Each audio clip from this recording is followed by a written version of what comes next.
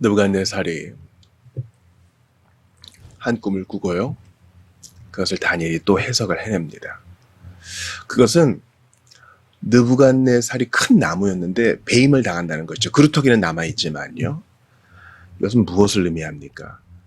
느부갓네살에게 회개할 것을 촉구하는 것입니다. 교만하기 때문에 하나님께서 친히 그 교만을 치신다. 그 나무를 베시는 것처럼 사람의 교만을 치신다, 이런 겁니다. 여러분 잘 생각하셔야 돼요. 어제도 말씀드렸지만 하나님께서는 온 우주의, 온 세계의 주님이 되십니다. 그러므로 신자와 교회만 하나님께 어떤 책임과 의무가 있는 것이 아니라 모든 사람이 다 그분의 주권 앞에 엎드려야 돼요. 나라를 세우시고 나라를 폐하심이 그분의 손에 달려 있습니다. 이게 다니엘서의 주제라고 할 수 있어요. 어떤 한 사람을 높이시고 어떤 한 사람을 낮추시는 것이 그분의 작정과 섭리에 달려 있다는 것입니다. 하나님은요, 각 사람을 달아보십니다. 달아보세요. 여러분, 영광이라는 게 무슨 뜻이에요? 무겁다라는 뜻이에요. 그러니까 우리 주님은 그 어떤 피조물과도 비교할 수 없이 무거우신 분, 그 영광이 크신 분이세요. 근데 하나님께서 느부갓네살을 달아보시니까 부족해요. 교만해서, 하나님이 달아보실 때 교만해서 부족해요. 주님이 그를 치시는 것이죠. 다니엘이 이 메시지를 어제 분명히 얘기하지 않습니까? 하나님이 다스리시는 줄을 왕이 깨달은 후에야 왕의 나라가 견고하리이다. 지금은 못 깨달으십니다.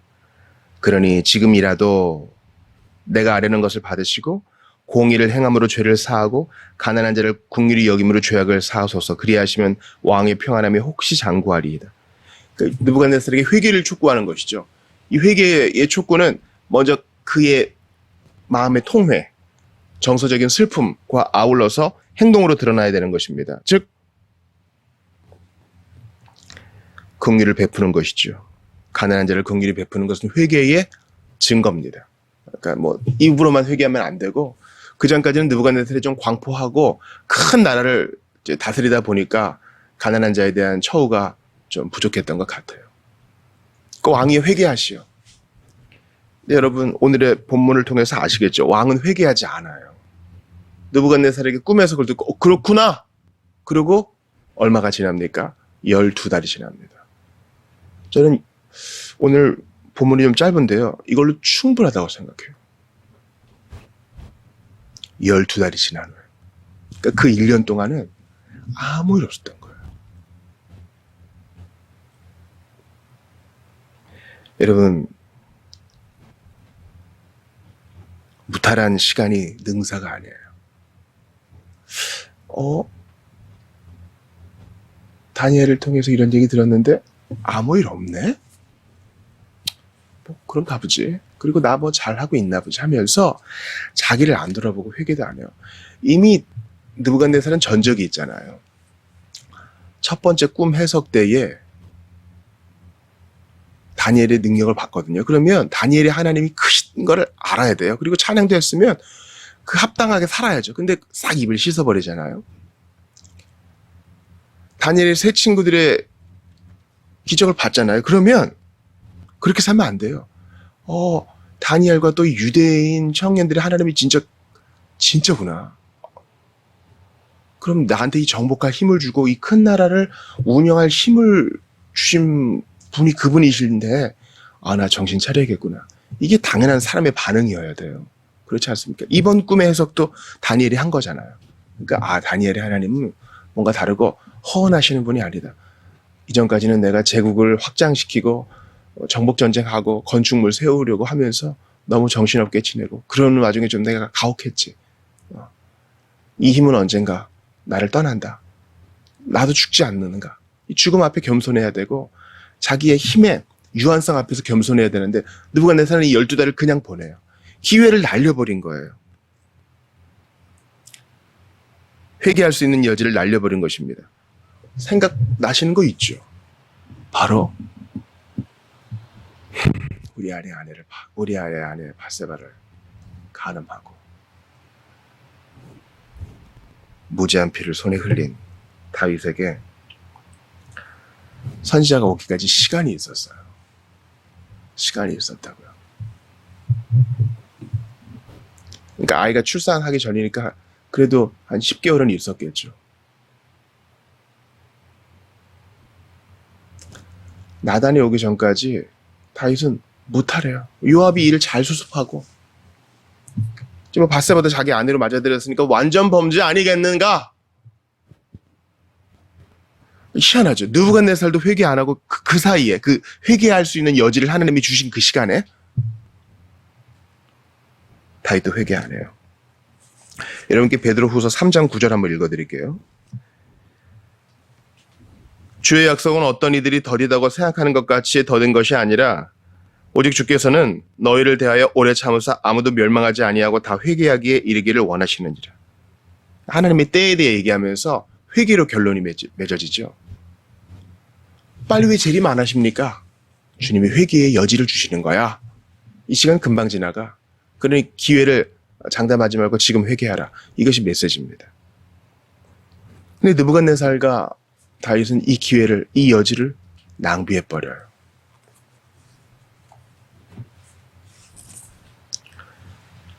우리에게 주는 메시지가 큰 거예요. 여러분 지금 무탈한 시간을 보내세요. 그걸 가지고 난 평안하다 할 건 아니에요. 그럼 목사님 그거 어떻게 구분해요? 눈으로 볼 때 느끼기에는 다 평안하고 무탈한 시간인데 누구한테는 회개의 여지고 어떤 사람은 평안의 열매라면 이거 어떻게 구분해요? 잘 들으세요. 여러분이 하셔야 돼. 성령은 인격적인 하나님이시고 깨닫게 하시는 분이라고 그랬죠. 어떻게 깨달아요? 매일 골방에 들어가야 되는데 그 회개의 여지의 시간에 느부갓네살과 다윗은 그 시간을 안 가졌어. 그러니까 영혼이 무감각해진 거예요.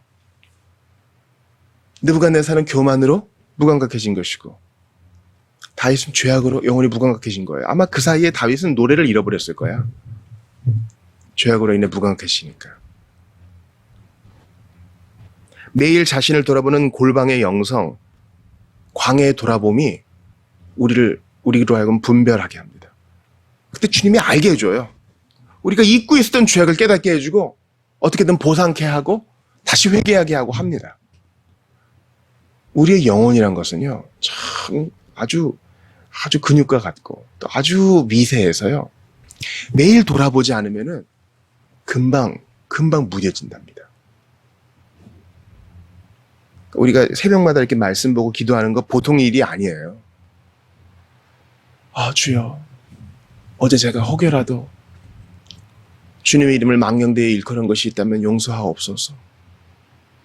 기도의 시간에 내 자리에 앉아 그런 걸 생각하고 또 주께서 생각나게 하세요. 언제요? 골방에서는요, 나다다다다 기간 전처럼 내가 하고 싶은 말만 다 보고 드리고 끝났습니다. 내일 또 뵙겠습니다. 이렇게 가는 게 아니에요. 골방에서는 말하고 듣습니다. 그러니까 성경 펴고 기도하는 거예요. 광야도 마찬가지입니다.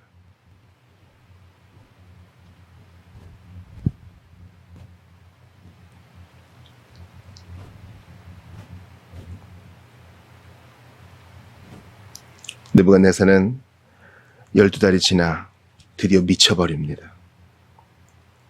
하늘에서 소리가 들리죠. 왕위가 내게서 떠났다. 언제요? 바벨론 왕궁을 그 지붕을 거닐면서 이 큰 바벨론은 내가 능력과 권세로 건설하여 나의 도성으로 삼고 이것으로 내 위엄의 영광을 나타낸 것 아니냐. 이 교만을 딱 떨 때 하나님께서 넌 이제 왕 아니다. 하나님의 음성이 들려요. 여러분 얼마나 무서운 말이에요. 얼마나 무서운 말이에요.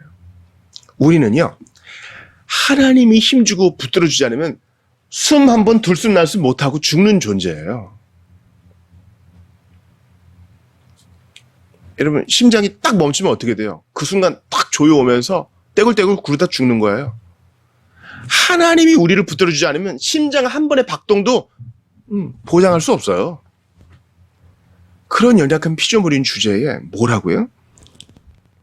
이 큰 바벨론은 내가 능력과 권세로 나의 도성으로 이것을 내 위엄에 나가 얼마나 나와요. 내가 한 거 아니냐? 하나님이 힘줘서 한 건데. 여러분 잘 기억하세요. 하나님이 어떤 사람은 부자로 삼으시고 어떤 사람은 운동을 잘하게 하시고 어떤 사람은 예술적으로 탁월하게 하시고 어떤 사람은 똑똑하게 하세요. 이거 뭐 내가 잘난 거 아니냐? 천만의 말씀이에요. 천만의 말씀이에요. 주여 사는 날 동안 이런 교만 떨지 않게 도와주십시오.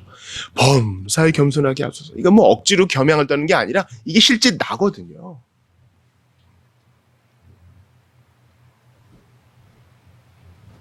사도행전을 보세요. 사도행전 12장에 보니까 헤롯이 똑같이 이렇게 교만을 떱니다. 헤롯이 나를 택하여 왕복을 입고 단상에 앉아 백성에게 연설하니 백성들이 크게 부르되 이것은 신의 소리요 사람의 소리가 아니라 헤롯이 영광을 하나님께로 돌리지 아니하므로 주의 사자가 고치니 벌레에게 먹혀 죽으니라. 감히 사람인 주제에 하나님의 영광을 탈취하다가 사람 안 말린 거예요. 그런 소리 말아라. 그런 신선모독의 소리 말아라. 이렇게 말리기는커녕 그 즐기다가 그냥 죽어버려요. 이게 인생이에요. 하나님 앞에 교만. 그거는 루시퍼나 하는 거예요. 마귀 사탄이 하는 거라고요. 천하의 느부갓네살 대왕도 이사야 14장 16절에 말하죠. 느부갓네살을 향하여 땅을 진동시키며 열국을 격동시키던 사람이라고 얘기해요. 땅을 진동시키고 열국을 격동시키던 것도 다 하나님이 힘줘서 가능한 거지. 하나님의 당신의 뜻을 이루려고 그렇게 힘을 맡겨주셔서 한 거지. 느부갓네살 잘나서 그런 게 아니란 겁니다. 느부갓네살도 깨달아야 돼요. 계속 이기네? 내가 애굽도 이겼네? 오 대박! 내가 애굽을 이겼어. 어떻게 된 거지? 이건 내 힘으로 된 건 아니다. 여러분, 하나님을 믿지 않는 아주 공평하고 정직한 이방 사람들도 그건 알아요. 이건 내가 잘나서 된 거 아니다. 운이 좋든가 누군가 날 도와줬다. 근데 느부갓네살은 이 왕궁 지붕 옥상에서 이 왕궁 지붕 옥상이 그렇게 무서운 거예요. 다윗도 이러다가 넘어진 거 아니에요. 헤롯도 그 높은 데서 단상에서 내려다 보다가 그렇게 된 거 아니에요. 그러니까 하나님께서 우리에게 힘 주고 지위 주고 능력 주고 인기 줄 때 조심해야 돼요. 내려다보지 말고 오히려 더 위를 보세요. 나보다 더 크신 하나님, 나한테 지금 이 힘을 주신 하나님. 그러지 않고 나락으로 떨어지면요 더 아프고 더 힘들어요. 느부갓네살이 어떤 처지에 놓입니까? 왕위에서 쫓겨나 들짐승과 함께 살며 소처럼 풀을 먹고 야생 생활을 7대 7년 동안 합니다.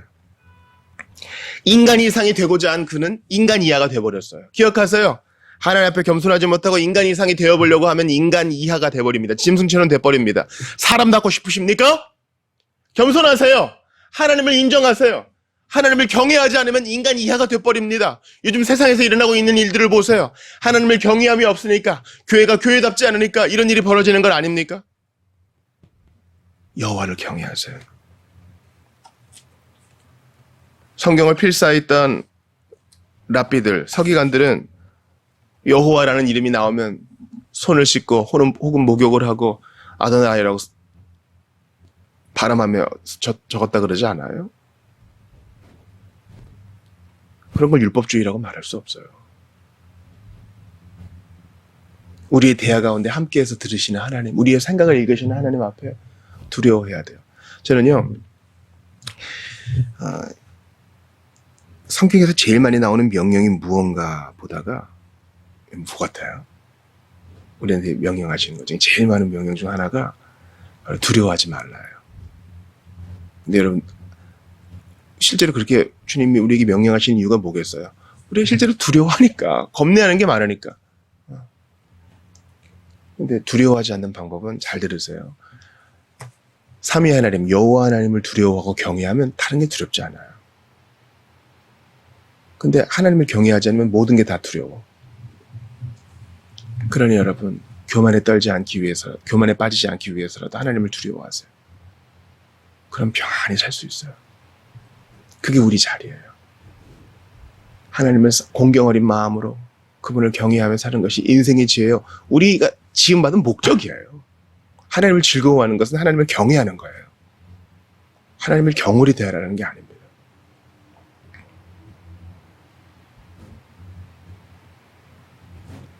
오늘 본문을 접했던 포로들은요, 또 그 이후에 이스라엘 백성들은 배우는 게 있어야 돼요.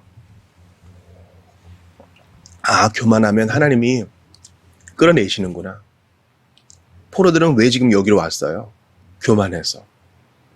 아브라함의 후손이요, 다윗의 후손이요, 하나님의 약속의 백성이라는 사람들이 느부갓네살은 교만하고 하나님을 인정하지 않으니까 주님이 나라도 빼앗으시고 성전도 빼앗으시고 지금 이 바벨론 포로라는 낮은 자리에 처하게 하신 거예요. 그러나 7대가 지나면, 즉 그걸 통해서 겸손을 배우면 다시 복권돼요. 기억하세요. 하나님이 낮추심은 죽여버리려고 낮추시는 게 아니에요. 혹시 이 설교를 들으시는 분들 중에 하나님께서 누르심으로 말미암아